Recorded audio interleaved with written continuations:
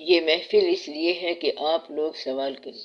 جس آدمی کے ذہن میں سوال نہیں، اس کی امپروومنٹ کا کوئی حال نہیں، اس کی امپروومنٹ نہیں ہو سکتی۔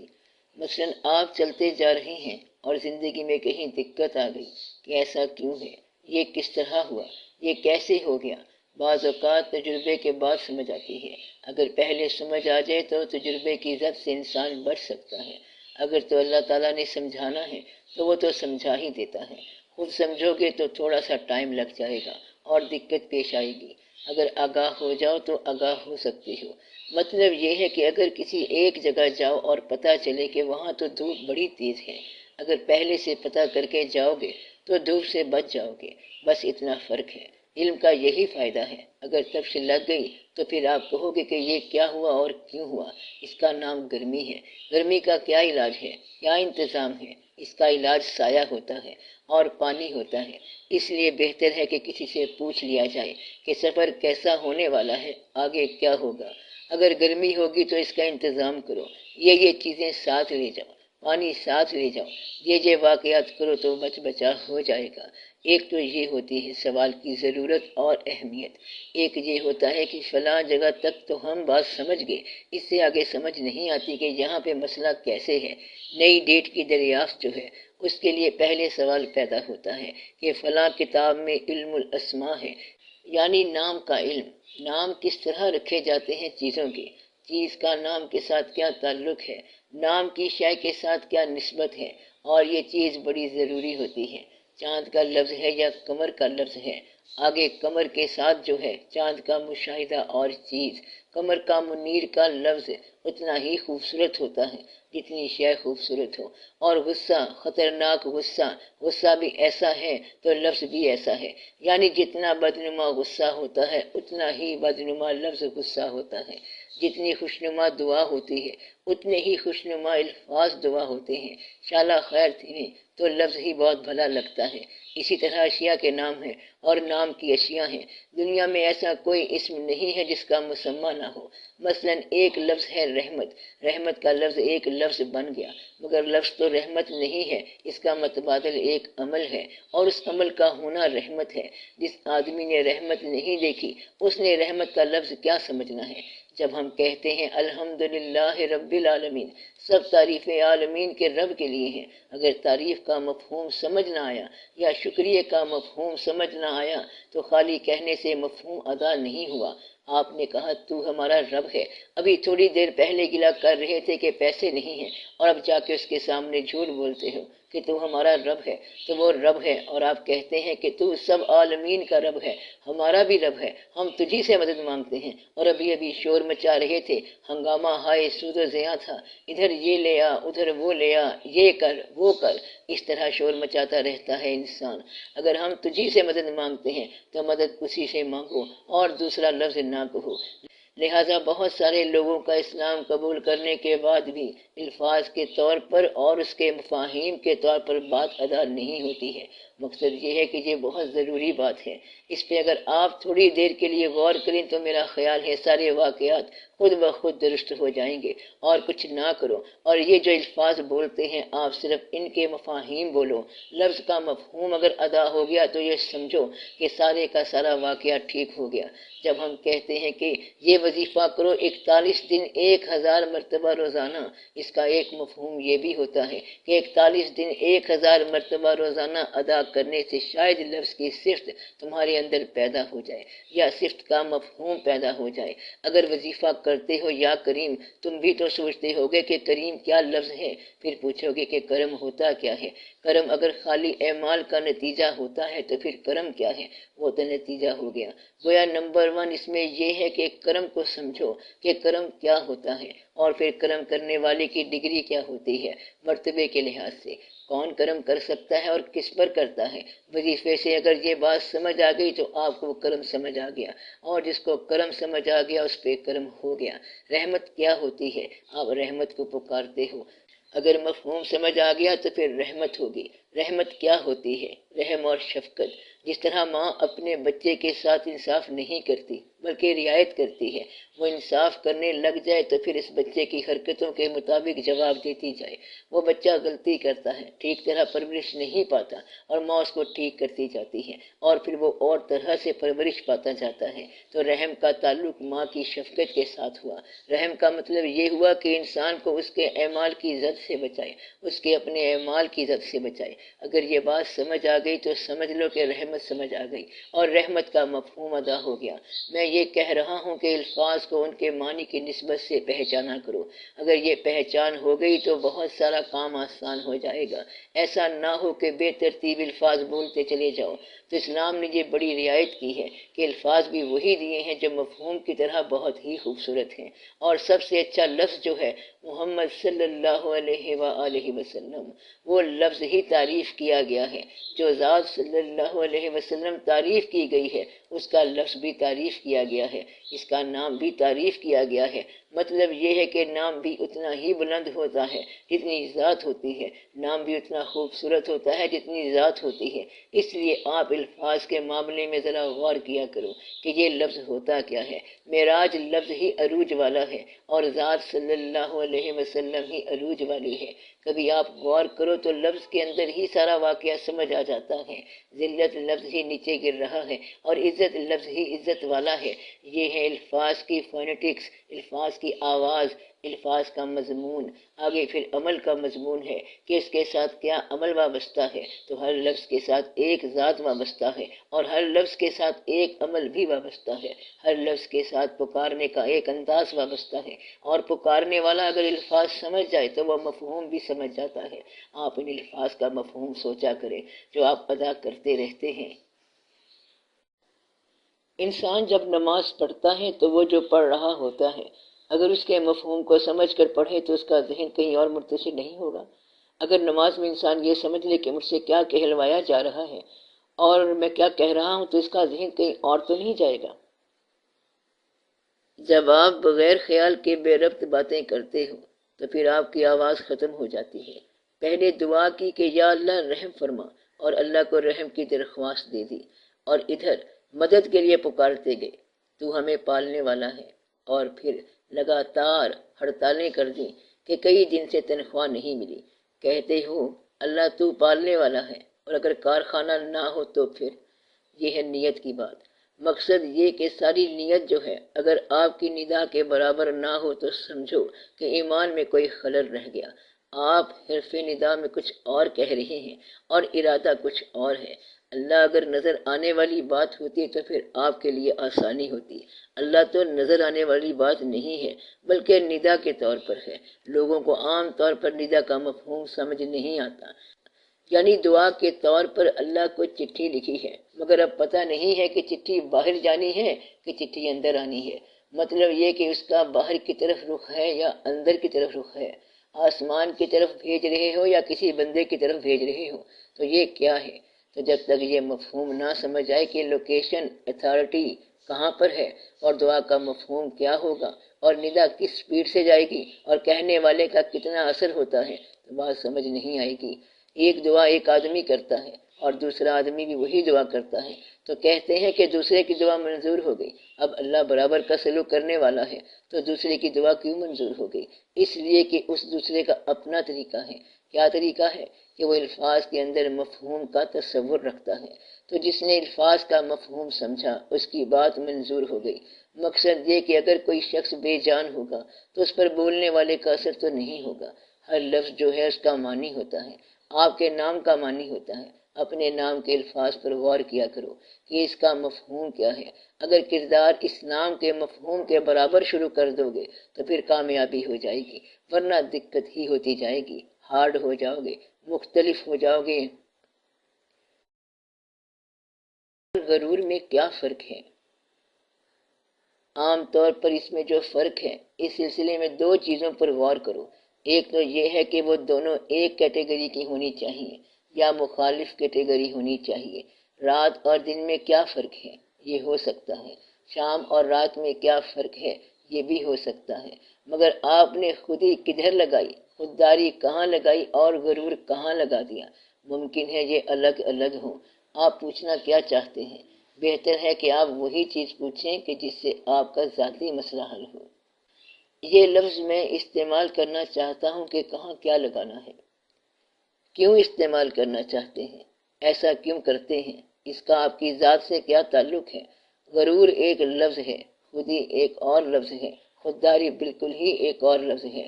یعنی آپ کی ذات کے ساتھ آپریشنل لنک کیا ہے ان الفاظ کا، یا علم کی وضاحت کے طور پر کر رہے ہو؟ علم کی وضاحت بعد میں کر لیں گے، وہ تھیوری کے پرابلم ہیں۔ آپ کی ذات کے ساتھ جو پرابلم ہے ان پر ذرا غور کر لو، یا علم کی وہ وضاحت جس کا آپ کی ذات کے ساتھ کوئی تعلق ہو، اس کے بارے میں پوچھو۔ دراصل یہ صاحب خودداری کے بارے میں پوچھنا چاہتے ہیں۔ آپ جواب نہ دیں، ان کے ساتھ میری بات چلتی ہے۔ آپ اپنے ذاتی سوال کی شکل بنائیں، آپ اپنا سوال بنائیں جو کہ آپ کا اپنا ذاتی سوال ہو، جو آپ کے ذہن میں سوال ہو اور جس کا آپ کی ذات کے ساتھ تعلق ہو، اور جس کے جواب سے آپ کو کوئی آسانی ہو، وہ سوال پوچھیں۔ دوسروں کی دقت حل نہ کریں، یہ میں آپ کو نصیحت کر رہا ہوں۔ دوسروں کی دقت کے حل کے لیے ضروری ہے کہ دوسروں کے ساتھ آپ کی محبت ہو اور دوسرے آپ سے محبت کریں۔ بعض اوقات محبت ہی علاج ہوتا ہے۔ تیسرا بندہ گھر میں جا کے میاں بیوی کے جھگڑے کی صلح کرانا چاہتا ہے تو وہ کون ہے صلح کرانے والا؟ اسی طرح تو تجھے دونوں ماریں گے، اس طرح تو تجھے دونوں ماریں گے۔ پرائے گھر میں دخل نہ دو، دوسروں کی ڈسکشنز میں دخل نہ دو۔ دو آدمی پتہ نہیں کیا ڈسکس کر رہے ہیں، ان کو کرنے دو، یہ ان کی ایکویشن چل رہی ہے، ان کے درمیان میں عروج پیدا ہو رہا ہے، لطف پیدا ہو رہا ہے۔ جب تک آپ ان کے اندر مقبول شخص نہ ہو، ان کو مشورہ نہ دینا۔ استاد مت بنو جب تک کہ آپ کی کوئی کلاس نہ بنے، اور مبلغ نہ بنو جب تک کوئی آپ سے نہ پوچھے۔ بے تعلق تبلیغ سے توبہ کرو، وہ اپنے کام سے کہیں جا رہا ہے اور تو سامعین مہربان قدردان شروع کر دیتا ہے۔ مت کرو ایسی باتیں۔ تو ہر چیز کا ایک مفہوم ہوتا ہے۔ آپ لوگ یہاں بیٹھے ہیں اور اگر ایک اجنبی آ جائے تو کہے گا کہ یہاں اتنے سارے دانا ذہین قسم کے بندے بیٹھے ہوئے ہیں مگر سارے چپ کر کے بیٹھے ہیں، اور کوئی عقل مند آدمی آ جائے تو کہے گا کہ یہاں کوئی خدا نخواستہ فوت تو نہیں ہو گیا، یہ چپ کر کے کیوں بیٹھے ہیں؟ بات یہی ہے کہ ہم ختم ہونے والے دن کا ماتم کرتے ہیں اور ہر صبح کو خوش آمدید کہتے ہیں۔ ہماری کہانی اور ہے، دن گیا افسوس ہوا، نیا دن آ گیا مبارکیں ہو گئی۔ کیسی بات ہے؟ اس لیے اس کا مفہوم سمجھو کہ یہ سب کیا ہے، پھر آپ اس کے اندر رہ کر سوچو اور غور کرو کہ آپ کا پرابلم کیا ہے۔ ایک یہ بڑے دعوے کی بات ہے کہ اگر کوئی سوال ہو تو پوچھو، پرابلم ہو تو بولو۔ اس لیے میں کہہ رہا ہوں کہ آپ کو اگر ذاتی طور پر خیال کی پرابلم ہو، الجھن ہو تو بتاؤ، پیسے کی الجھن نہیں۔ اگر کوئی ذاتی پرابلم ہو تو بتاؤ، کوئی ذاتی خیال ہو تو پوچھو، کوئی ایسی بات جس کی آپ وضاحت چاہتے ہوں اور جس کی وضاحت سے آپ کو فائدہ ہو۔ حضور میں یہ گزارش کرنا چاہتا ہوں کہ مسمہ تو ایک ہوتا ہے لیکن اس کے اسم ہزار ہاں ہوتے ہیں۔ جیسے چاند ہے، اس کو چاند کہنے سے آواز ایک طرف جا رہی ہے اور فونیٹکس کے حساب سے انگریزی میں کہیں تو اور طرف جائے گی۔ آپ اس کو یوں سمجھیں کہ جس نے پہلے اس کا نام رکھا ہے تو پہلا نام جو ہے یہ شے کے ساتھ نازل ہوتا ہے، باقی ہم اس کی شناخت بنا لیتے ہیں۔ چاند کو تم ککر کہہ لو، ہو سکتا ہے کسی زبان میں ایسا بھی ہو، لیکن چاند بنانے والے نے اس کا ایک نام ساتھ بھیجا ہے۔ میں اس کی بات کر رہا ہوں کہ اس نام کے اندر اس کی صفت تقریباً موجود ہوتی ہے۔ یہ نام ہم نہیں رکھ رہے کہ اس بیماری کا یہ نام رکھ دو، وہ رکھ دو۔ عام طور پر جو نزول کا سلسلہ ہے وہ اشیاء کے ساتھ اسما کا بھی ہے۔ اگر اسما سمجھ آ جائیں تو اشیاء سمجھ آ جاتی ہے۔ مثلا یہ جو لفظ ہے اس کا مطلب کیا ہے؟ شدید العقاب، یہ تو کوئی سخت لفظ ہے، اس میں آپ کو سمجھ آ جائے گی کہ کوئی سخت بات ہے۔ حضور یہ جو اعداد والے ہیں انہوں نے حروف کی طاقتیں مقرر کی ہوئی ہیں، کیا اس میں بھی کوئی حقیقت ہے؟ یہ جو علم ہے یہ علم غلط نہیں ہے، اس کا استعمال بہت سارے لوگ غلط کرتے ہیں، ورنہ یہ اس کی میتھمیٹیکل فارم ہے، ایک مکمل واقعہ ہے اس علم کا۔ علم کو غلط نہ کہو، یہ ریویلڈ علوم میں سے ہے۔ نجوم بھی ریویلڈ علوم میں سے ہے، بعض اوقات صرف مشاہدہ ہوتا ہے۔ مثلا آپ نے ایک بندہ دیکھا اور اسے کہہ دیا کہ آپ کو کیا تکلیف ہے۔ اب یہاں نہ عدد کام آیا، نہ ہاتھ اس نے دیکھا، نہ ایسٹرالوجی کا وقت پہچانا، نہ ذائچہ بنایا۔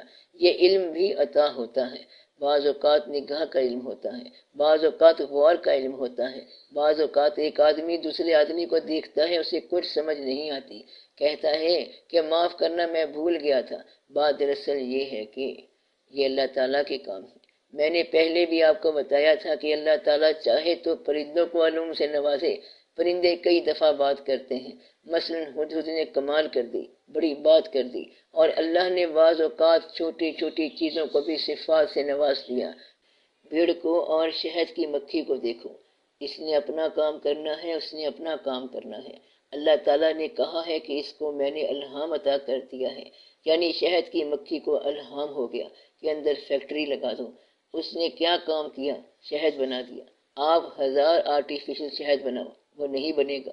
یہ گلوکوز ہے اور یہ فرکٹوز ہے اور پتہ نہیں کیا کیا ہے، 1000 بار وہی چیزیں ملا دو مگر نہ وہ ذائقہ ہو سکتا ہے اور نہ وہ بات ہو سکتی ہے۔ اللہ تعالیٰ نے ایک فیکٹری لگا دی ہے اور ایک ان پڑھ گائے ہے۔ غور کرو کہ گھاس کو دودھ بنانا کتنا بڑا کارنامہ ہے، اور پھر دودھ کا پاکیزہ رہنا، خون اور گوبر کے درمیان ایک نہر جاری ہے۔ اللہ تعالیٰ نے کہا ہے کہ غور کرو تو تمہیں سمجھ آ جائے کہ بات ہے کیا۔ اتنا بڑا واقعہ ہو رہا ہے کہ گھاس کھاتی جا رہی ہے اور دودھ دیتی جا رہی ہے، جو اس کی اپنی اولاد کے لیے بھی کافی ہے اور تمہاری اولادوں کے لیے بھی کافی ہے۔ ان باتوں پہ غور کرو کہ یہ کیا واقعات ہو رہے ہیں۔ جس طرح قرآن پاک میں ہے کہ جانوروں اور پرندوں کی بولیاں ہیں، اس طرح کیا جمادات اور نباتات کی بولیاں ہیں؟ جتنی بوٹیوں کا علم ہے، عقاقیر کا علم، یہ سارے کا سارا ریویلڈ ہے۔ بوٹیاں بولی ہیں کہ مجھ میں یہ صفت ہے، اس کو 3 دفعہ کھرل کرو، اس میں یہ ڈالو تو ہم آپ کی فلاں بیماری کے کام آئیں گے۔ ایک واقعہ لکھا ہے کسی بزرگ نے، بڑا عجیب واقعہ ہے۔ ایک آدمی ایک دفعہ باہر اس علاقے میں گیا جہاں بوٹیاں ہوتی ہیں۔ کہتا ہے میں وہاں بیٹھا ہی تھا کہ میں نے دیکھا کہ میرے سامنے ایک چھوٹا سا پودا اگا اور وہ بڑھتا گیا، آہستہ آہستہ 1 فٹ کے قد پر آ گیا۔ اس پر ایک پھول لگا۔ میں نے سوچا کہ یہ کوئی بڑی طاقتور چیز ہے۔ میں نے پھول توڑا اور کھا گیا۔ وہ 60 سال کا بابا تھا۔ گھر جا کے اس بوڑھے کو بخار ہو گیا، اس کا جسم پھول گیا۔ کچھ دیر بعد اس کا جسم پرزے پرزے ہونا شروع ہو گیا، لیراں لیراں ہو گیا۔ پھر وہ پھولا ہوا جسم کٹ گیا، اتر گیا اور اندر سے 16 سال کا جوان نکل آیا۔ بات یہ ہے کہ اتنی بڑی معجزانہ طور پر اگنے والی جو بوٹی ہے، اس نے کوئی معجزانہ کام ہی کرنا ہے۔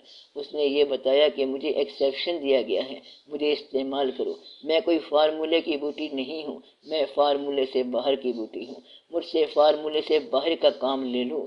ویسے واقعات ہوتے رہتے ہیں۔ بوٹیوں نے خود بتایا، جس طرح آپ جانتے ہیں کہ بعض کیمیا گر لوگ ہوتے ہیں اور جنگلوں میں پھرتے رہتے ہیں، تو یہ ایک علم ہے، فضل بھی ہے۔ علم تحقیق سے ملے گا، فضل اللہ کرے گا جو مالک ہے۔ ایسا واقعہ ہوا ہے۔ بوٹیوں میں ایک بوٹی رات کو روشن ہوتی ہے۔ اس کو کسی نے سوچا کہ یہ روشن کیوں ہے، تو اس کا نام شب چراغ رکھ دیا۔ اس بوٹی کو استعمال کیا گیا۔ اس کی خاصیت یہ بتائی کہ پارے کو قائم کرتی ہے، تانبے کو کنورٹ کرتی ہے اور وزن برابر کرتی ہے۔ یہ ان حکیموں کے محاورے ہیں۔ مثلا وزن برابر چوڑا بناتی ہے، بوٹیاں سونا بناتی ہیں، ان کے اندر علاج بھی ہے۔ ایک ہے بچھو بوٹی، اس کو ہاتھ لگ جائے تو یوں لگتا ہے جیسے بچھو کاٹ گیا ہے، پھر دور جانے کی کوئی بات نہیں۔ اس بوٹی کے پہلو میں ایک اور بوٹی ہوتی ہے، وہاں سے توڑ کر اوپر لگا دو، آرام آ جائے گا۔ ایک آدمی کو دیکھا گیا، سردی کا موسم شملہ میں، وہ ایک درخت کے نیچے بیٹھا ہوا بغیر لباس کے، لنگوٹ باندھے ہوئے، نہ اس پر سردی اثر کرتی ہے نہ گرمی اثر کرتی ہے۔ ہی از گوئنگ آن نائسلی۔ ایک آدمی اس کے پاس رہا۔ اس نے کہا بابا مجھے اور فیض نہیں چاہیے، مجھے یہی دے دے کہ جہاں موسمی اثر نہ کرے۔ اس نے ایک گولی دے دی، پھر اثر ہو گیا۔ اس نے کہا گولی کا نام بتا دے۔ اس نے کہا وہ بوٹی سامنے اگی ہوئی۔ اب یہ اس کا فنکشن بتا رہا ہے کہ 9 چندی جمعرات کو فلاں وقت اس کو توڑو اور پھر اس کو کھرل کر کے کھا جاؤ۔ حضور اب سوال یہ ہے کہ یہ 9 چندی جمعرات کی کیا اہمیت ہے؟ پہلے یہ دیکھو کہ چاند کا اثر ہوتا ہے، کیوں ہوتا ہے؟ فل مون کا اثر ہوگا، انسانوں کے مزاج پر ہوگا، سمندر کی طرح سطح پر ہوگا اور حاملہ عورت پر ہوگا۔ گرہن کا بھی اثر ہوگا۔ جس طرح گرہن کا اثر ہوگا اسی طرح فل مون کا اثر ہوگا۔ اسی طرح وہ راتیں جو اماوس کی راتیں کہلاتی ہیں، وین دیر از نو مون، وہ تاثیر میں ذرا کمزور راتیں ہوتی ہیں، اور وہ جو نیو مون کی راتیں ہیں یہ تاثیر میں طاقتور راتیں ہوتی ہیں۔ تو بچہ پیدا ہو گیا، نیو مون میں پیدا ہو گیا، ادھر سے چاند نکلا اور ایک اور چاند پیدا ہو گیا، یہ کوئی اور ہی کام کرے گا۔ گرہن کے وقت پیدا ہوا تو خاندان کے لیے اللہ اچھا ہی کرے، شاید نہ اچھا ہو۔ سارے واقعات میں آسمان کے مدار ہیں، جیسے چاند کا۔ اس میں ایک 9 چندی جمعرات ہیں اور یہ ایک اہم دن ہے۔ جس طرح دن ہیں یہ ہم نے نہیں بنائے۔ 7 دنوں کے اندر کائنات کا پورا کمپیوٹر پیدا ہو گیا، 7 دنوں کے اندر پورا کیلنڈر آ گیا۔ اب یہ ایسا کیوں ہے؟ جمعرات کیوں ہیں؟ اور وائی ناٹ جمعہ؟ عام طور پر بزرگان دین نے ایک دن مقرر کر لیا کہ باقی دن کام کرتے رہیں گے، اس دن وہاں خانقاہ میں جا کے اکٹھے ہو جائیں گے۔ پہلے وہ بیچارے آتے تھے اور پوچھتے تھے کہ بابا جی کہاں ہیں؟ کہتا ہے بابا جی چلے گئے۔ پوچھا وہ کب آئیں گے؟ کہتا ہے وہ کل آئیں گے۔ اس نے کہا یہ تو بڑی پریشانی کی بات ہے، ایک پہلے چلا گیا دوسرا کل آئے گا۔ کہتا ہے کہ کوئی دن مقرر کر لو۔ انہوں نے کوئی اور دن مقرر کیا۔ انہوں نے پھر کہا کہ کوئی خاص دن مقرر کر لو کہ جمعہ پڑھ کے نکلیں، تو وہ کہتا ہے کہ جمعرات ٹھیک ہے۔ کہتا ہے بابا جی ہم تو مہینے میں ایک دفعہ آ سکتے ہیں، تو پھر تم 9 چندی جمعرات کو آ جاؤ۔ تو سب نے مل کر 9 چندی جمعرات کو مقرر کر دیا۔ اس طرح اس کی اہمیت بن گئی۔ اب اہمیت وہ ہے جو بزرگوں نے دی، تو بزرگوں نے اس کو بزرگ بنا دیا۔ آگے جا کر سارے سنیاسی مسلمان اور ہندو ایک ہو جاتے ہیں، یہ بوٹیوں کے ساتھ بوٹی ہو جاتے ہیں۔ کیا بات بتائی؟ حالانکہ نہیں ہونا چاہیے، لیکن وہ کہتے ہیں کہ ہم بوٹی ہیں تو بوٹیوں کی زبان بن جاتے ہیں۔ ان کا دین اور کوئی نہیں ہوتا، اللہ ہی ان کا دین ہوتا ہے۔ کہتا ہے کہ بتا یہ کچھ بولی ہے؟ کہتا ہے ہاں یہ بولی ہے، 100 طرح کا علاج بتایا ہے اس نے، باقی یاد نہیں رہا۔ کہتا ہے چل یہی بتا، باقی باتیں پوچھنے کوئی اور آ جائے گا، کیونکہ یہ کبھی کبھی بولتے ہیں۔ تو بوٹیاں بولتی ہیں۔ اس حد تک واقعہ ریکارڈ کیا گیا ہے کہ ایک درخت جس کو پھل نہ آتا ہو اس کے پاس کھڑے ہو کر آواز دے دو کہ اب کے پھل نہ آیا تو ہم نے تجھے کاٹ دینا ہے، پھر امکان ہو جاتا ہے کہ اگلی دفعہ پھل آ جائے گا۔ جس طرح زمین بے جان ہے مگر زمین سنتی ہے، ہاں یہ سنتی ہے۔ زمین میں امانت دفن کرو تو 6 دن تک مردہ واپس تازہ لے لو، بلکہ سال تک مردہ صحیح رہے گا، بلکہ کئی سال تک زمین جرت نہیں کرتی کہ اس کے اندر اپنا کیڑا بھیجے۔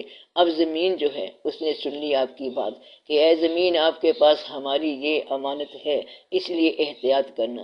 جو زمین دوست چیزیں ہیں انہیں مت بھیجنا، بے شمار چیزیں ہوتی ہیں، سہ ہوتا ہے، کیڑے مکوڑے، پتہ نہیں کیا کیا ہوتا ہے۔ ایک دفعہ میانی صاحب میں مردہ دفن کرنے لگے، اس میں سے جان نکل آیا، اسے مارنے لگے۔ کسی نے کہا اسے نہ مارو، اس نے بڑا کام کرنا ہے، یہاں دنیا تک کے کام مولوی صاحب کریں گے یا پیر صاحب کریں گے، اور اگلا تزکیہ وجود کا وہ یہی کرتا ہے۔ یعنی وجود کا تزکیہ کیا ہوتا ہے؟ وہ جو فالتو ماس ہے اس کی بات ہے۔ عام طور پر فقراء کا جست خاکی جو ہے وہ محفوظ ہو جاتا ہے، ان کا مقام محفوظ ہو جاتا ہے، باقی کوئی محفوظ نہیں ہے، سارے غیر محفوظ ہیں۔ مطلب یہ کہ یہ ساری باتیں غور والی ہیں۔ اب آپ یہ سمجھو کہ ہر شے کے اندر ہر دوسری شے آ سکتی ہے۔ مطلب یہ کہ آپ ایسے انسان ہو، اللہ کا ذکر کرتے ہو تو اللہ کو پتہ تو چلتا ہے۔ اس نے فرمایا کہ تم میرا ذکر کرو ہم تمہارا ذکر کریں گے، تم محفل میں کرو گے ہم محفل میں کریں گے، ہم نے پوری محفل لگائی ہے تم تنہائی میں کرو گے، ہم تنہائی میں کریں گے تم خفی کرو گے، ہم خفی کریں گے، تم خفی کرو گے ہم خفی کریں گے، جلی کرو گے ہم جلی کریں گے، جو تم کرو گے ہم بھی وہی کریں گے۔ بندے نے زندگی میں اللہ کو یاد کیا، اللہ نے زندگی کے بعد اس بندے کی یاد قائم کر دی۔ سب لوگ فٹافٹ جا رہے ہیں، کدھر جا رہے ہو؟ داتا صاحب رحمت اللہ جا رہے ہیں، خواجہ صاحب رحمت اللہ جا رہے ہیں، کربلا جا رہے ہیں۔ کربلا کیا ہوتی ہے؟ یاد۔ یاد کا مفہوم آپ کہتے ہو کہ یوں نہیں ہوئی تھی، بلکہ کربلا ایسے ہوئی تھی۔ مطلب یہ کہ ایک بات یہ ہو رہی ہے کہ کربلا کیا ہے؟ جس نے اللہ کو یاد رکھا وہ دنیا کی یاد میں آیا، اور ضرور آیا، اور وہ دنیا کی یاد سے بچ نہیں سکتا۔ اللہ کی یہ جو مشینری ہوتی ہے، یعنی انسان، اس نے ہمیشہ ہی اس کو برملا یا تو زندگی میں پہچان لیا یا پھر مرنے کے بعد پہچانا۔ انہوں نے صرف یہ کام کیا تھا کہ اللہ کو یاد رکھا اور لوگوں نے ان کو یاد رکھا۔ یہ آپ کے پاس راز چلا آ رہا ہے۔ ایسے لوگ بادشاہوں کے محلوں کی پرواہ نہیں کرتے، ایسے لوگ یہاں اب بھی بیٹھے ہوئے ہیں کہ بادشاہوں کے محلوں کے پاس سے گزرے اور کہا کہ ز بادشاہ و گدا فارغم بحمد للہ۔ اس کو بادشاہ نے کہا، وزیر اعظم نے کہا کہ ہمارے ہاں چائے پیو، تو اس نے کہا ہم چائے پینا ہی بند کر گئے، اور پھر چھوٹی سی خانقاہ دیکھی تو بولا ٹھہر جاؤ، بابا جی کو سلام کر لیں۔ یہ بابا جی کدھر سے آ گئے؟ بس یہ ہے ان لوگوں کا کمال کہ انہوں نے ان لوگوں کو جب بادشاہوں کو خاطر میں نہیں لاتے کیپٹیویٹ کر لیا۔ تو یہ ساری باتیں جو ہیں غور والی ہیں، راز ہیں، بشرط کہ آپ کے پاس ٹائم ہو۔ تم تو اپنے خیال میں لپٹے ہوئے ہو، اب ذرا غور کرو۔ انا یا خودی جس کو آپ کہتے ہیں، یہ ہوتی ہے اپنی کسی صفت کو پہچاننا۔ آپ خودی کی تعریف سن لو۔ خودی کسی شے کا وہ جوہر خاص ہے جس کے نہ ہونے سے وہ شے نہیں ہوتی، اور بہت کچھ ہوتا ہے مگر وہ نہیں ہوتی۔ شیر اگر پنجہ نہ رکھے، ناخن نہ ہوں، نہ کوئی دانت ہوں تو یہ سب کچھ تو ہے لیکن شیر نہیں ہے۔ یعنی کہ وہ صفت جو اس کی خاص صفت ہے، جو اس کی پہچان ہے، وہ ہے اس کا جوہر۔ جوہر ذاتی اس کو بولیں گے۔ انسان اگر انسانیت سے عاری ہے تو اس کی شکل بے شک انسان کی ہو، لیکن اس کا کام کچھ اور ہی ہے۔ تو یہ خاص جوہر ہے جس کا نام خود ہی رکھا گیا ہے۔ اگر تم اپنے اس جوہر سے متعارف ہو جاؤ تو تمہارا جو اپنا جوہر ہے وہ تمہاری انا ہے، یہ خود ہی کی پہچان ہے۔ اس نے کہا کہ سب کچھ چھوڑ دوں گا لیکن یہ نہیں چھوڑ سکتا، کیونکہ یہ تو میں ہوں، باقی ہر شے مجھ سے ہے، باقی اور چیزیں ہیں۔ دوسرا انسان کہتا ہے کہ پیٹ کی روٹی ملے نہ ملے مجھے وہ بات ملے۔ دوسرا انسان کہتا ہے کہ پیٹ کی روٹی ملے نہ ملے مجھے وہ بات ملے، کیونکہ وہ میرا مضمون ہے، وہ جوہر ہے اس کا، جس کے بغیر اس کی زندگی ہونے کے باوجود نہ رہے۔ اگر کوئی شخص آپ میں سے محبت کرے تو وہ کہتا ہے کہ یہ دنیا مکمل ضرور ہے لیکن یار کے بغیر میرے لیے کبھی مکمل نہیں ہو سکتی۔ اب اس کا جوہر اس آدمی کے اندر چلا گیا۔ اب اس کی جان کہاں چلی گئی؟ طوطے میں، دوسرے میں، اور انسان میں، اور وجود میں۔ ایسے انسان نے دیکھا کہ یہ تو سارے فانی انسان ہیں جن کے ساتھ میری محبت ہے، اس طرح تو میری محبت مٹی ہو جائے گی۔ اس نے پھر اس سے محبت کی جو فانی نہیں ہے، اور پھر سب سے بزرگ ہستی کے ساتھ محبت کر لی، اور اس طرح وہ محبت بھی قائم رہ گئی۔ شاید اس کی وجہ سے وہ آپ بھی قائم رہ جائے۔ تو قائم سے محبت کرو تو قائم ہو جاؤ، حی قیوم سے محبت کرو گے تو شاید آپ بھی زندگی میں قائم ہو جاؤ۔ فانی سے محبت آپ کو فنا کر دے گی، باقی سے محبت آپ کو شاید بقا دے دے گی، شاید نہیں بلکہ یقیناً۔ تو یہ ہے واقعہ، آپ اس پہ غور کرو۔ غرور ہوتا ہے ایک ایسی صفت جو آپ نے دنیا سے ایکوائر کی ہے، اس کو افتخار کا ذریعہ سمجھنا، اور جو مٹ جائے یا مٹ سکے۔ مثلاً جو دولت ہے، آپ کے پاس بہت دولت آ گئی ہے، پھر آپ نے مزاجاً نقلی قسم کی ایک چیز انا پیدا کر لی، یہ عارضی چیز ہے، نکل جائے گی، تو یہ غرور ہے۔ مطلب یہ کہ وہ جو انہیریٹڈ ہے، اس کے علاوہ کسی بات پر فخر کرنا، خودی جس کو کہتے ہیں وہ اور چیز ہے۔ لیکن دین والوں کو یہ بتایا گیا ہے کہ ان چکروں میں نہ پڑو کہ خودی کیا ہے، بلکہ یہاں بے خودی اچھی ہے۔ کہتا ہے نہ پتہ ہم کو کہ ہم کون ہیں، اور نہ پتہ تمہارا کہ تم کون ہو۔ اب تو ہمیں یہ بھی پتہ نہیں کہ تم کون ہو، جس کے پاس جا رہے ہو اس کا بھی نہیں پتہ۔ مطلب یہ کہ تیرا عشق اس مقام پہ لایا کہ اب نہ تیرا نام رہ گیا اور نہ میرا نام رہ گیا، تو وہ اور مقام ہے۔ طالبوں کے لیے اور مقام ہے، نہ خودی ہے، نہ انا ہے، نہ غرور ہے، نہ تفاخر ہے، نہ کوئی اور مزاج ہے۔ ان کا کام ہے بس اللہ کے امر پر چلتے رہنا۔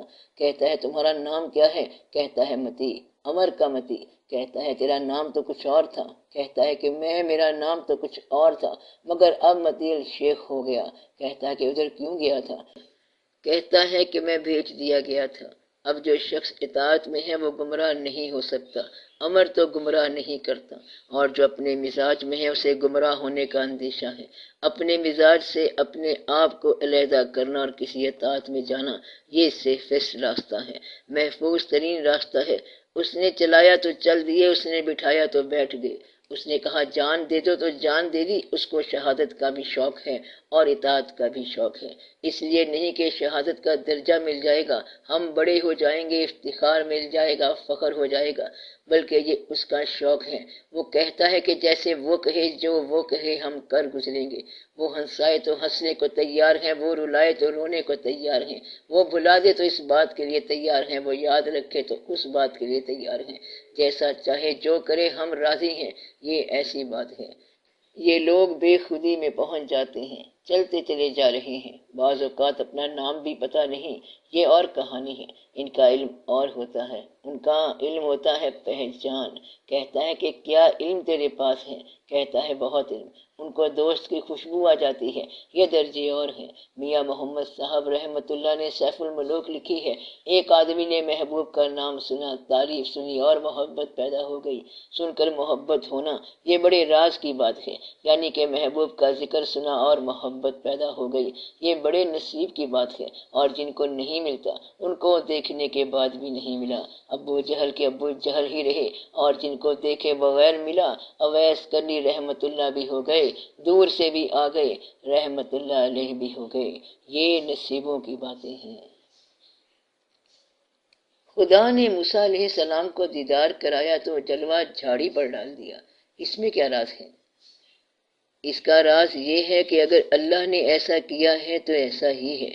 تمام ظاہر علوم بیان فرمانے والا اللہ آپ ہے، باطن کا شعبہ دینے والا بھی اللہ ہے، باطن کا بیان فرمانے والا بھی اللہ ہے۔ اللہ اگر باطن کو بیان کرے تو اتنا ظاہر بھی نہیں ہوتا۔ یہ راز کیا ہے؟ طور سیمبل ہے۔ پھر بعد میں لوگوں نے بتایا کہ موسیٰ علیہ السلام کا کیا سیمبل ہے، طور کیا سیمبل ہے، یہ کیا واقعہ ہے۔ ایک تو اس میں یہ راز بتایا گیا کہ وہ اللہ جو اپنے بیان کے مطابق یہ فرما رہے ہیں کہ ہم نے اپنا جلوہ وہاں دکھایا یا وہاں سے آواز آئی، پھر اس کی تصدیق کہاں سے آئی؟ موسیٰ علیہ السلام بے ہوش ہو گئے، گویا کہ اس بات میں کوئی شک نہیں تھا کہ وہ جلوہ ہی تھا۔ جلوہ درخت سے اگر بول سکتا ہے تو کیسے ممکن ہے کہ جلوہ انسان سے نہ بول سکے؟ اس میں ایک بات تو یہ سمجھائی گئی ہے کہ اللہ جہاں چاہے جب چاہے وہاں سے بول سکتا ہے۔ ثبوت کے طور پہ یہ بتایا گیا کہ درخت سے بولا، اور تصدیق آپ سب نے کی ہے۔ ایسا ہوا، اگر ایسا ہوا تو پھر کئی دفعہ ہو سکتا ہے، اور کہاں کہاں سے ہو سکتا ہے۔ تو بات یہ ہے کہ لوگوں کو سمجھ آ جائے کہ مضمون کیا ہے۔ دوسرا سمجھ آنے والا جو خلاصہ بتایا لوگوں نے کہ کوہ طور جسے آپ جھاڑی کہہ رہے ہو یا درخت، وہ مقام دل ہے، اور یہ جو دیکھنے والا ہے یا خواہش والا ہے وہ مقام عقل ہے۔ جلوے کے سامنے مقام عقل بے ہوش ہو جاتا ہے، اور مقام دل جلوہ برداشت کر سکتا ہے۔ تو طور کو دل ہی کہو، اور مقام دل جلوہ برداشت کر سکتا ہے تو طور کو دل ہی کہو۔ اس کی وضاحت کچھ ہی عرصے بعد سمجھ آ جائے گی۔ اس پر جلوہ گزار دیا جائے تو قائم رہ سکتا ہے، اور یہ جو سوال کرنے والا ہے اس پر اگر جواب ڈائریکٹ آشکار کر دیا جائے تو ناممکن ہے، کیونکہ وہ ٹھہر نہیں سکتا اور اندازہ نہیں کر سکتا۔ تیسری بات یہ ہے کہ یہ اللہ کی مرضی ہے، اس کو پتہ ہے کہ میں نے کتنی پاور کا بنایا موسیٰ علیہ السلام کو، اور اس کا جلوہ کتنی پاور کا ہے، پاور کی جھلک تھوڑی سی دے دی۔ چوتھی بات یہ ہے کہ اللہ تعالیٰ کا جلوہ دینے کے لیے جو جلووں سے منور ذات ہے وہ اور بھی ہو سکتی ہے، اللہ کے علاوہ بھی ہو سکتی ہے، جلوے کا شعبہ اور بھی ہو سکتا ہے۔ اس لیے کچھ شوق والے لوگ کہتے ہیں کہ وہ تیرا ہی جلوہ تھا یا رسول اللہ صلی اللہ علیہ وآلہ وسلم۔ مطلب یہ کہ ہم تیرے ہی جلوے کو اس کا جلوہ سمجھتے ہیں، تیرا جلوہ تیرے ہی روپ کے اندر موجود ہوتا ہے، یہ بزرگ بتاتے ہیں۔ پانچویں بات یہ ہے کہ پوچھو اس سے کیونکہ اللہ موجود ہے، آپ کو جواب مل جائے گا۔ حضور عرض یہ ہے کہ بعض اوقات جب انسان تنہائی میں ہوتا ہے تو اسے محسوس ہوتا ہے کہ اس کے علاوہ بھی کوئی موجود ہے۔ کیا یہ وہم ہے یا کوئی اور ہوتا ہے؟ تعجب اس بات پہ نہیں کہ تمہیں تنہائی میں دوسری ذات محسوس ہوتی ہے، تعجب اس بات پہ ہے کہ تمہیں دوسرے وقت کیوں نہیں محسوس ہوتی، ہمیشہ ایسا کیوں نہیں ہوتا۔ اس کا احساس نہ ہونا افسوس کی بات ہے، احساس کا ہونا تعجب کی بات نہیں۔ میں یہ پوچھ رہا ہوں کہ میں کسی فریب میں تو نہیں مبتلا ہوا، میں یہ کہہ رہا ہوں کہ اس کا ہونا لازم ہے، میں لازم کہہ رہا ہوں، اور آپ کہتے ہو کہ بندہ غلطی پہ تو نہیں۔ میں کہتا ہوں لازم ہے، وہ لازم ہے، اگر نہ ہو تو پھر شور مچاؤ، مجھ سے پوچھو کیوں نہ ہو، ہونا جو ہے اپنا ہے، نہ ہونے کا سوال بعد میں ہوگا۔ یہ غلط فہمی نہیں ہے، یہ ہوتا ہے اور یہ ضرور ہے۔ بعض اوقات یہ مختلف صورتوں میں ہوتا ہے، ایسا کیوں ہے؟ یہ مختلف صورتوں میں ہی ہوتا ہے۔ بعض اوقات تمہارا دماغ کھلا ہوا ہوتا ہے، بعض اوقات تمہارا دل کھلا ہوا ہوتا ہے، کبھی حالات کچھ اور ہوتے ہیں، اس کے مطابق وہ واقعہ چلتا ہے۔ بعض اوقات یوں لگتا ہے کہ کوئی چیز نظر بھی آتی ہے۔ اب جب آپ یہ کہنے والے ہوگے کہ کوئی اور ذات محسوس ہوتی ہے، تو جب آپ یقین میں پہنچو گے تو پھر جواب شروع ہوگا، تو وہ ہوتا ہے۔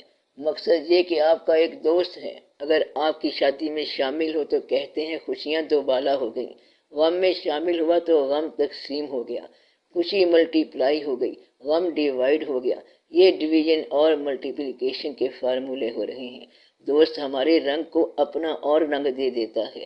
مقصد یہ ہے کہ آپ کے مزاج کے مطابق آپ کا دوست جس رنگ میں آیا، نیا رنگ ہی آیا، اس نے دل میں اور ہی رنگ بنایا۔ تو یہ جو چیز ہوتی ہے، کسی کا خیال، کسی کا عرفان یا پہچان یا کسی اور کا ہونا، یہ ہر حال میں جلوہ ہے۔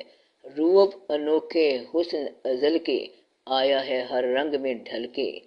تو مدعا یہ ہے کہ یہ ایسی بات ہے کہ اس دنیا سے اس دنیا میں جانا ہوگا بھیس بدل کے۔ مطلب یہ کہ یہ ایسی کہانی ہے، یہ اس کے روپ ہیں، وہ ہر حال میں آتا ہے، جلوہ دیتا ہے، جلوے کا متلاشی جلوہ لے گا۔ ایک آدمی کی عجیب و غریب کہانی سناتا ہوں آپ کو۔ ایک بزرگ دیدار حق کے لیے 40 سال جاگتے رہے، بڑا مجاہدہ ہے، بڑا کٹھن مجاہدہ ہے، بڑی ول پاور کے ساتھ، بڑی محنتیں، بڑے بزرگوں کا فیض ساتھ تھا۔ 40 سال تک کچھ نظر نہیں آیا، کہنے لگے ایسے ہی وقت ضائع ہو گیا، جلوہ نظر نہیں آیا، لو اب سو جاؤ۔ سو گئے تو دیدار ہو گیا۔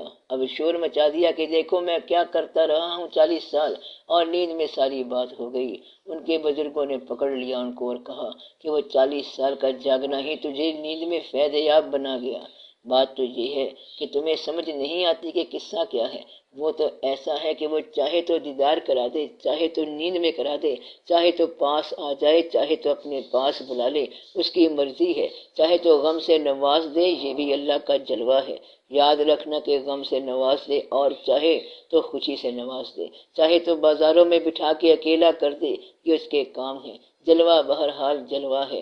جلوہ غور کرنے والے کا نام ہے، دیکھنے والے کا نام ہے، محسوس کرنے والے کا نام ہے۔ جس نے کان پیدا کیے ہیں، کیا اس کو آوازوں کا پتہ نہیں؟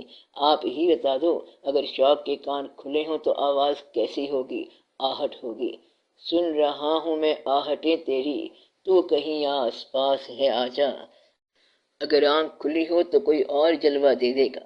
عام آدمی کہتا ہے کہ وہ کوئی جلوہ تو نہیں تھا، وہ تو روشنی سی گزری تھی، عام بات تھی، اس کے لیے کوئی خاص بات نہیں ہوتی، لیکن جلوے والے کے لیے بڑی عجیب بات ہوتی ہے۔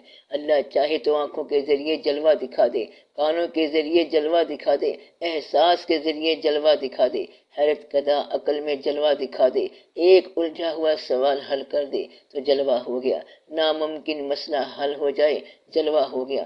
جلوہ جو ہے یہ طالب کے مزاج کے مطابق ملتا ہے، اور کبھی اپنے مزاج کے مطابق عبادت گزاروں کو دیتا ہے، یعنی چکی پسا کے کہتے ہیں کہ کام ہو گیا۔ کبھی اپنے طالبوں کو اس پروسیس سے گزارتا ہے، وہ پروسیس اور ہے۔ کبھی لوگ پکارتے ہیں، جنگل میں پکارتے ہیں، جب کوئی جنگل میں پکارتا ہے تو ادھر سے ایک آدمی آ جاتا ہے کہ یہ کیا کر رہا ہے، جنگل میں پکار رہا ہے، یہ کام یوں کیوں نہیں کر لیتا؟ تو یہ ہے جلوہ۔ وہ بندہ پرابلم یوں حل کر گیا۔ ایک اور شخص کہتا ہے کہ ادھر کدھر اللہ کو پکارتا جا رہا ہے، چھوٹی سی بات ہے، یوں کر لو، آنکھوں کے لیے سرما چاہیے تو اس طرح سرمے سے آنکھ کھل جائے گی اور بصیرت مل جائے گی۔ اس لیے آپ جب استعداد سے بڑھ کر مانگتے ہیں تو وہ آپ کی استعداد کے مطابق آپ کے تمام قوا کو سرفراز فرماتا ہے۔ یہ نہیں کہ صرف آنکھ کے ذریعے جلوہ آ گیا، بلکہ آپ کے تمام قوا کو آسانیاں عطا فرماتا ہے۔ تو یہ ہے جلوے کی استطاعت۔ اس لیے وہ جب چاہے جہاں سے چاہے اپنے جلوے کو ظاہر فرما دے۔ عین ممکن ہے اس کا جلوہ دینے کے لیے آگے اس کے نمائندے ہوں، تو یہ عین ممکن ہے۔ پیروں کو ماننے والے کہتے ہیں کہ جلوہ پیر سے ملا ہے، تو وہ یہ کہتے ہیں۔ لوگ کہتے ہیں کہ پیر سے ملتا ہے کیونکہ وہ صورت ذل الہی ہے۔ کچھ لوگ کہتے ہیں کہ یہاں سے ملا، کچھ لوگ کہتے ہیں کہ ہمیں وہاں سے ملا۔ ایک کہتا ہے کہ ہمیں تو ایک مسافر مل گیا تھا، وہ جانے والا تھا، اس نے کہا یہ چیز لے لو، تمہارے کام آئے گی۔ یوں بھی ہوتا ہے کہ کسی کی خدمت کر دو اور وہ مسافر جاتے ہوئے کہے کہ یہ چیز پاس رکھ لو، کام آئے گی۔ اللہ چاہے تو مسافروں سے عطا کروا دے، چاہے تو مقیم سے نواز دے، جو چاہے کرا دے۔ طالب کو صادق ہونا چاہیے، صادق ہو گیا تو طلب ویسے ہی پوری ہو گئی۔ صادق اس کو بنایا جاتا ہے جو منظور ہو جائے، ورنہ صدیق بنایا نہیں جاتا۔ طلب صادق اس کی ہوتی ہے جس کو منزل سے نوازنا ہو، ورنہ عام آدمی سے کہو کہ پہاڑ کی چوٹی پر جا رہے ہیں تو وہ کہے گا چھوڑو، آرام سے بیٹھو، چائے وائے پیو، میرا خیال ہے پہاڑ کی فوٹو لے لیں گے۔ اور جس کی طلب میں صادق ہو تو اس کو وہ نوازتا ہے، جس کا شوق اچھا ہو اس کو نواز دیا جاتا ہے۔ اب یہ شوق کبھی ختم نہیں ہوگا کیونکہ اس کا جذبہ منظور ہو گیا۔ اگر شوق کی منزل نہ ہو تو پھر ساری ذمہ داری آدمی کی اپنی ہے۔ شوق کی منزل کا مطلب یہ ہے کہ زندگی کا گلہ نہ کیا ہو، یہ شوق کی منزلیں ہیں۔ زندگی کا ایک ذریعہ نکال دیا، زندگی کا دوسرا ذریعہ نکال دیا اور وہ خود آپ آ کے بیٹھ گیا، یہ شوق کی منزلیں ہیں۔ تو اس کو کبھی آنکھ میں جلوہ نظر آیا، کبھی کچھ اور۔ شوق والوں کی داستان ایک الگ فارمولہ ہے اور محنت والوں کی داستان اور فارمولہ ہے۔ عام بندہ کہتا ہے ہم نے آپ کے لیے یہ وظیفہ کیا ہے، اس کا انعام ہونا چاہیے۔ یہ وظیفہ ضروریات کا نام ہے، جلوہ بھی ضرورت ہوتا ہے اور وہ صرف جلوے کے لیے وظیفہ کرتے ہیں۔ اب اس کا اور طریقہ ہے، وہ چل ہی پڑتے ہیں، روز ازل کے مسافر ہوتے ہیں، ان کے لیے اور کہانی ہوتی ہے۔ تو اللہ تعالیٰ دیتا ہے، اللہ کے اپنے کام ہیں، وہ جب چاہے آپ کو پیمانے میں تولنا شروع کرا دے، جب چاہے نوازش کر دے، جب چاہے قہر کر دے۔ میں کہتا ہوں کہ جن کا عشق منظور ہو جائے ان کو طالب صادق بنا دیا۔ صادق ہونا منظوری ہے، صادق بنانا منظوری کی سند ہے۔ لگن صحیح ہو جائے تو سمجھو کہ اس کو منظور کر لیا، یہ منظوری کی دلیل ہے۔ جلوہ بذات خود کیا چیز ہے؟ جلوہ یہ ہوتا ہے کہ اپنی زندگی کے حالات کی اصلاح کرنے کی ضرورت سے نکل کر جب آپ کا شوق کسی اور چیز کی تمنا کرے جس کا براہ راست آپ کی زندگی سے کوئی ضروری تعلق نہ ہو، کوئی اور شوق ہو، مثلاً یہ شوق کہ میں اس وقت چاند کو دیکھنا چاہتا ہوں، کہتا ہے دفتر کا ٹائم ہو گیا، صبح ہو گئی، اب جاؤ، کہتا ہے نہیں میں کچھ اور ہی دیکھ رہا ہوں، سمندر کے کنارے بیٹھا ہوا لہریں گنتا جا رہا ہے، اس کی دکان کا ٹائم ہے، پرواہ نہیں کرتا۔ اب یہ جو شوق ہے یہ ضروریات زندگی سے ماورا ہے۔ اس شوق کے اندر اب کسی خالق کا یا کسی ذات کا یا کسی نورانی ذات کا جلوہ ہوتا ہے، اس کو ہم کہیں گے جلوے کی تمنا۔ اب جلوہ خود کیا ہے؟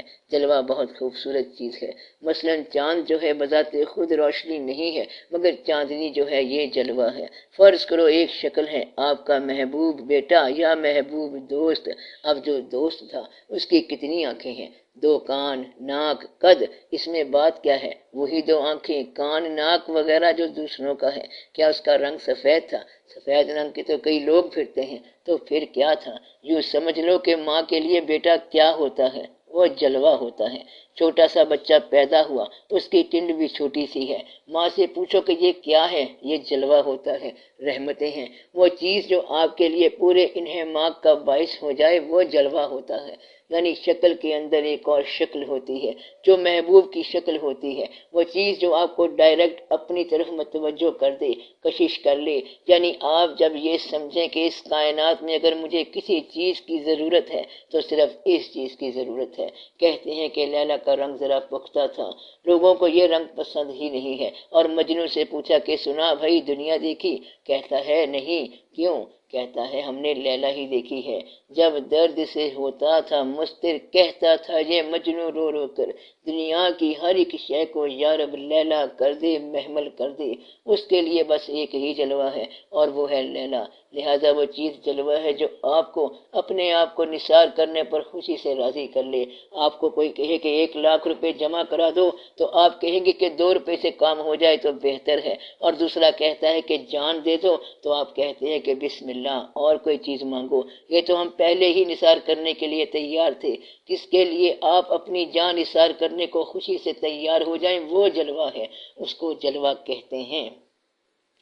اس کو جلوہ کہتے ہیں۔ پھر آگے آپ جلووں کا سفر کرو گے، سب سے بڑا جلوہ سب سے بڑی ذات کا ہوگا، وہ اللہ کے حبیب صلی اللہ علیہ وسلم کا ہوگا۔ پھر آگے اور واقعات عالم، چلتے چلتے وہاں جائیں گے۔ جلوہ کا وجود پہلے ہے، کیسے ہو سکتا ہے کہ آنکھ دینے والا جاذبیت نہ دے؟ اس نے آنکھ بنانے سے پہلے رنگ پیدا کر رکھے ہیں، باغ سجا رکھے ہیں۔ آنکھ تو بعد میں بنائی ہے اس نے آپ کے کان بعد میں پیدا کیے اور چہکار اور مہکار پہلے پیدا کیے۔ میوزک ہی میوزک ہے کائنات میں، پھر آپ کو کان عطا کیے، جلوہ عطا فرمایا، نگاہوں کے جلوے کی رعنائی عطا فرمائی ہے، زبان کو اس نے گویائیاں عطا فرمائیں، ذائقہ آپ کے منہ میں ہے اور پھل باہر اگے ہوئے ہیں، ذائقے دار پھل، اور دل ہے سرشار کرنے کے لیے، چھوٹا سا دل، پھر دل بھر کی کہیں نہ کہیں سے رونق لگا دی، چھوٹی سی دنیا میں یہ کھیل کر دیا، پھر بڑے بڑے جلوے، بڑے بڑے دل بھر، بڑے بڑے واقعات، بڑے بڑے کھیل، اور یہاں سے وسعتیں پیدا ہوتی ہیں۔ اللہ تعالیٰ نے یہ کائنات ایسے نہیں پیدا کر دی ہے کہ کھاؤ پیو اور مرتے چلے جاؤ، قبریں بناتے جاؤ، نو، یہ بڑے راز کی داستان ہے۔ عقل مند کی بات ہے کہ جہاں پر اس کا ہونا ہوتا ہے تبھی تو تمہارا ہونا ہے۔ اس نے مخلوق کو بالکل چھوڑ نہیں دیا کہ مخلوق ہے، چابی دے دی، بالکل سیٹ کر دیا کائنات کو، ٹک ٹک ٹک ٹک ہوتی جا رہی ہے، نہیں، اس نے بڑے سسٹم کے ساتھ یہ سب بنایا، ہر دل کے ساتھ دھڑکنوں کو گنتا ہے، وہ آنسو کی خبر رکھتا ہے، اور رات کی تاریکی میں، سیاہ راتوں کی سیاہ تاریکی میں، کالے پہاڑ پر چلنے والی چھوٹی چونٹی کے دل کی دھڑکن کی آواز سنتا ہے، اسے دیکھتا ہے، وہ اتنا باخبر ہے، پتھر کے اندر جو کیڑا ہے اس کو بھی پانی پہنچا دیتا ہے، کیا کرتا ہے اور کیا کیا نہیں کرتا، یہ سب جلوے ہیں۔ اب جلوے کو دیکھنے کا طریقہ، جلوے کا مفہوم سمجھ آ گیا؟ تم صاحب عقل ہو تو واقعات کے نتائج اور سبب پر غور کرو، آپ کو جلوہ عقل میں مل جائے گا۔ اگر تمہارے کان کام کرتے ہیں تو نغمات کی تلاش میں رہو، وہ نغمہ جو تمہیں دم بخود کر دے، وہاں جلوہ ہوگا۔ کہتا ہے پتہ نہیں کیا تھا، بلبل تھا کہ پرندہ تھا، کہتا ہے پھر آگے نہیں چل سکے، وہاں ٹھہر گئے، کس کی آواز تھی؟ کہتا ہے کہ بس آواز تھی، اس وقت زمین نے قدم پکڑ لیے، جہاں زمین نے تمہارے قدم پکڑ لیے ہیں وہاں جلوہ ہے، سمجھے بات؟ اسی طرح چلتے چلتے نگاہ میں اچانک کوئی بندہ آ گیا، کہتا ہے سفر ختم ہو گیا، پھر آگے نہیں گئے، اس نے کہا پڑھو قرآن شریف، بسم اللہ پڑھی اور آگے بند کر دیا۔ ملا نے اس کو کہا کہ پڑھو الف، اس نے پڑھا، پھر اس نے کہا پڑھو بے، اس نے کہا بے کی کیا ضرورت ہے، سبق بند ہی کر دیا۔ کہتا ہے بے نو بنے لاؤ۔ اب دنیا میں ایسے لوگ بھی آئے، یہ سب جلوے کی کہانیاں ہیں، اور یہ کائنات جلوے کا جلوہ ہے۔ آپ غور کیا کرو کہ اس کائنات کے اندر جلوہ تلاش کرنے والی پوری کائنات ہے۔ تاریخ کے اندر بادشاہ ہیں، حالانکہ وہ انسانوں کی تاریخ ہے، قوموں کی تاریخ ہے، مثلاً ابراہیم لودھی اور بابر کے درمیان جنگ ہو گئی ہے، حالانکہ فوجیں کٹ رہی تھیں، مگر نام بادشاہوں کا ہے، اس لیے تاریخ ہے، انسانوں کی تاریخ ہے، اور قسم کے لوگوں کی جلووں کی تاریخ ہے۔ دنیا میں بے شمار جلوے آئے۔ ایک آدمی آیا، اس نے کہا تخت چھوڑ دو، ہم بادشاہت نہیں کر سکتے۔ اس نے کہا جہاں پناہ، بادشاہ سلامت، تخت مل رہا ہے برطانیہ کا، and you are going to rule, پھر وہ جو عورت ہے کہیں اور چلی جائے گی۔ کہتا ہے نو، ناٹ ایٹ آل، تخت کو چھوڑ دو، ہمیں نہیں چاہیے۔ I cannot do it without the help of a person whom I love، تو اس نے چھوڑ دیا تخت۔ یہ جلوہ ہے۔ ایک اور جلوہ نظر آیا اس آدمی کو۔ کیا عیسائی کو کافر کہہ سکتے ہیں حضور؟ اسلام کے بعد عیسائی کہاں رہ گیا؟ جب اللہ نے کہا کہ عیسائی اچھے لوگ ہیں، صحیح لوگ ہیں، اور یہ فائنل مذہب ہے، تو اب عیسائی کدھر سے رہ گئے؟ اب جو دین پرانا چلا آ رہا ہے، جس کو نئے دین سے آشنا کیا گیا ہے، اور پھر وہ پرانے دین پہ اصرار کرے تو کافر سے بدتر ہے۔ اب اس کی عزت اللہ تعالیٰ نے اس لیے کی ہے کہ شادی وغیرہ کر لو، کیونکہ اس کے نام کی نسبت رہی ہے، ورنہ یہ بڑے ظلم کی بات ہے کہ اللہ تعالیٰ کی وجہ سے عیسائیت کا دین سرفراز ہوا، مقدس ہوا، اور جب اللہ فائنل کر دے تو یہ اس میں نہ آئے، پھر وہ کیسے عیسائی رہ گیا؟ عیسائی نہیں رہ گیا۔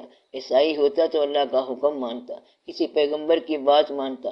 اب جب فائنل پیغمبر بھیج دیے گئے تو پھر اس کا اپنی جگہ پہ اصرار کرنے سے کیا مطلب؟ محروم ہو گیا۔ تو میں جلوے کی بات کر رہا تھا۔ ایک آدمی نے ایک ہرنی کا بچہ پکڑ لیا اور اس کو لے کر چلا گھر، پیچھے مڑ کے دیکھا تو اس کی ماں آ رہی ہے، بچہ پکڑا ہوا ہے، ماں فریادی شکل میں ساتھ ساتھ چلی آ رہی ہے، کوئی زنجیر نہیں، کوئی اور بات نہیں ہے۔ اب ماں اس زمرے میں آ رہی ہے کہ بچہ لے کے جا رہا ہے اور وہ بچے کے پیچھے ہے۔ اس آدمی کے دل میں ایک اور جذبہ پیدا ہوا، اس نے بچہ چھوڑ دیا۔ یہ بڑا جلوہ ہے کہ کس طرح ماں بچے کے پیچھے آ رہی ہے۔ سبحان اللہ، بڑی محبت کی باتیں ہیں۔ اس بندے کے دل میں محبت پیدا ہوئی، اس نے چھوڑ دیا۔ اس رات کو ایک اور جلوہ پیدا ہو گیا اور حضور پاک صلی اللہ علیہ وسلم کی زیارت ہو گئی۔ آپ صلی اللہ علیہ وسلم نے فرمایا کہ آج سے تم ہمارے محبوب ہو۔ محبت کی اتنی قدر کی گئی ہے، جلوے ہی جلوے ہیں، رونقیں ہی رونقیں ہیں، محبتوں کی قدریں ہیں۔ محبت والے لوگ ہیں سارے، یہ اور قسم کے لوگ ہوتے ہیں، ان کے ہاں گنتی کا مال نہیں ہوتا۔ یہ محبت کے بڑے بڑے جلوے ہیں۔ کبھی آپ نگاہ کرو تو اس کائنات کے اندر ایک اور کائنات نظر آئے گی، اور یہ کرو۔ کیا قرآن کی آیات سے تعویذ لکھے جا سکتے ہیں؟ نہیں، قرآن پاک کو تعویذ بنانے سے بچو۔ تعویذ بنانا، عملیات کے لیے استعمال کرنا، رمل کے لیے استعمال کرنا، اثر تو ضرور ہوگا، لیکن اس بات کے لیے آپ قرآن کو یوز نہ کرو۔ تعویذ دینے والے جو ہیں وہ تعویذ دیتے ہیں، تاثیر ہوتی ہے، لیکن آپ جو اللہ تعالیٰ کو ماننے والے ہو، آپ ان باتوں سے تھوڑا سا گریز کرو۔ اعداد جو ہوتے ہیں یہ اعداد ٹھیک ہیں، ایک جگہ ہے 40 لیل یعنی 40 راتیں، تمام اسما کا تمام اعداد کا ذکر ہے کہ اول ایک خدا، 2 کا مقام، 3 کا مقام، 4 کا مقام، 5 کا مقام، تو یہ ذکر آتا ہے۔ یہ ذکر ایک رات آتا ہے، اور یہ کہ ایک رات 1000 مہینوں سے بہتر ہے۔ اعداد میں راز ہے کہ 9 انسان ہوں تو اور بات بنتی ہے، 11 انسان ہوں تو اور بات بنتی ہے۔ ایک خاص راز کی بات بتائی گئی ہے کہ بستی میں گنتی کے اگر اتنے آدمی اللہ والے بن جائیں تو ایک خاص انقلاب آ سکتا ہے۔ ایک اور بات کہتے ہیں درویش لوگ کہ اگر 99 عامل پیدا ہو جائیں اور وہ 99 اسماء الہی کے عامل ہوں، ایک کا کام یہ ہے کہ یا مبین کرتا جائے، دوسرا یا حی یا قیوم کرتا جائے، اس طرح دوسرے اسماء پڑھتے جائیں۔ اگر سارے عامل اکٹھے ایک مقام پر ہوں تو یہ کامل ورد ہو گیا، یہ آدمی جو ہے تاثیر پیدا کر سکتا ہے۔